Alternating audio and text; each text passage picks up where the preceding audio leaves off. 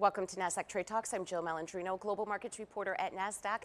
Joining me at the MarketSite studio in Times Square, New York City, we have Tony Seo, head of regulatory strategy and innovation for anti-financial crime at Nasdaq, to introduce our latest newsletter, Nasdaq's Regulatory Roundup, where it's a one-stop shop for regulatory relevant issues that are taking place and enforcement actions as well. Tony, it's great to have you with us. Welcome to Trade Talks. Hey, it's nice to be here in person as well. And there's been so much talk about AI recently. It's in every conversation that we're having, from Gary Gensler to a number of other regulators in this space. What does this mean for surveillance?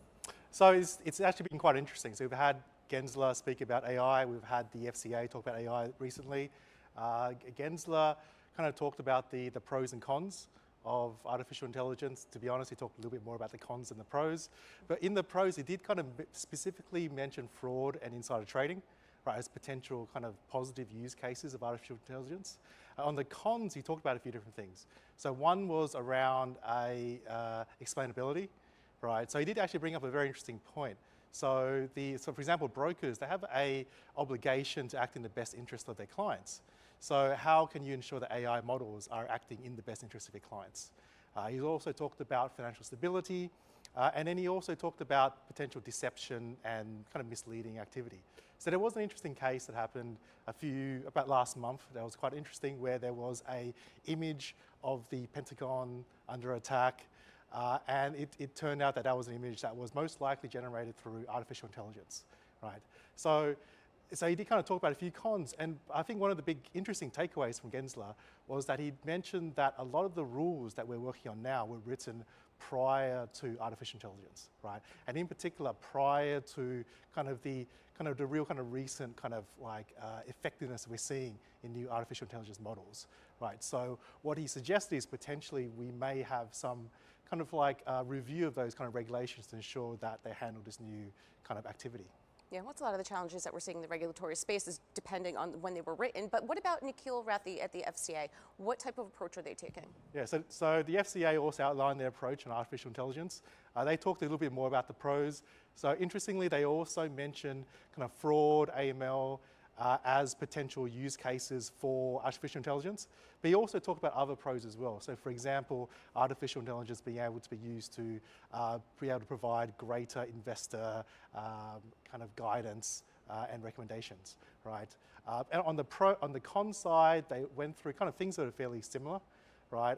But he made a few quite interesting points. So in the point on explainability, he actually gave probably one of the most British analogies I've ever heard.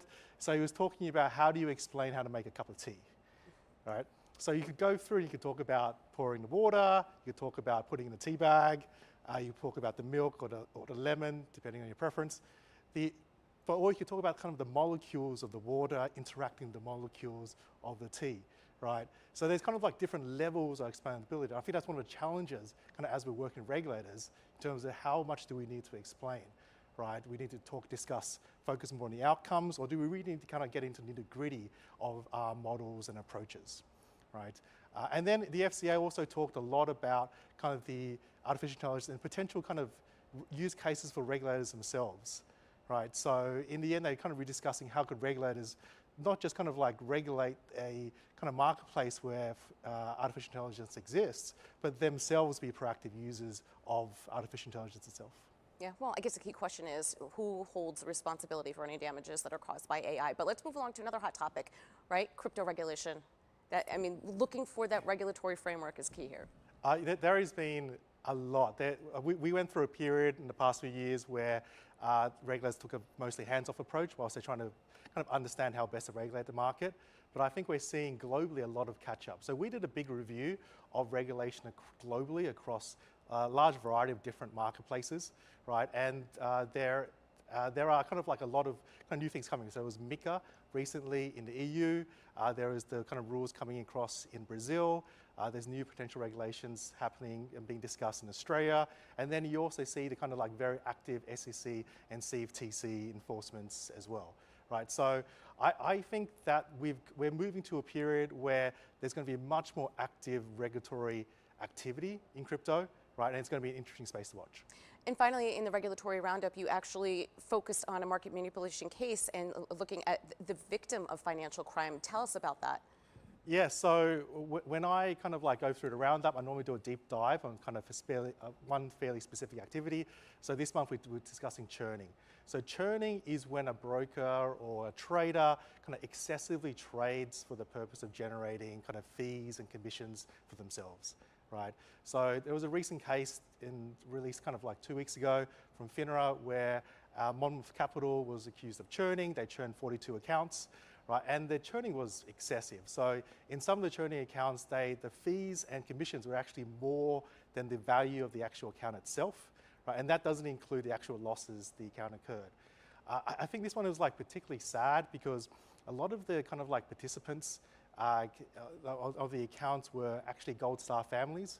So Gold Star families, for those who aren't aware, they're kind of like families of US service people who have lost a kind of close relative whilst they're on active service. So there was one example actually where a 13-year-old child, her father had recently died whilst in kind of active military service, and $150,000 was part of her kind of like the benefits.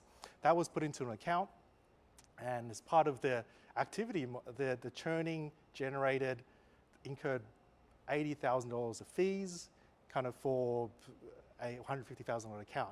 So this person's account, this 13-year-old child, traded, I think, approximately about $1.9 million of activity, which is quite insane. So it kind of like makes you think. Like, I think we focus very much on corporate crime, these big corporate cases, but I think what we really need to understand is like a lot of the kind of people who are really impacted by financial crime really are the most vulnerable parts of our society. Is technology allowing regulators to detect these sorts of situations better? Yes, so we're kind of like using artificial intelligence ourselves, and we're starting to kind of like advance our own artificial intelligence techniques to kind of look at these cases. If you kind of think about it, this is kind of goes back into kind of what Gensler and the FCA were saying, the problem around financial crime is really kind of finding a kind of patterns of abuse amongst huge data sets, right? And artificial intelligence, and particularly these different styles of techniques that are coming across now, are incredibly suited for that style of problem. All right, Tony, we appreciate the insight. Thanks for joining us on Trade Talks, and thanks for joining me. I'm Jill Malandrino, Global Markets Reporter at Nasdaq.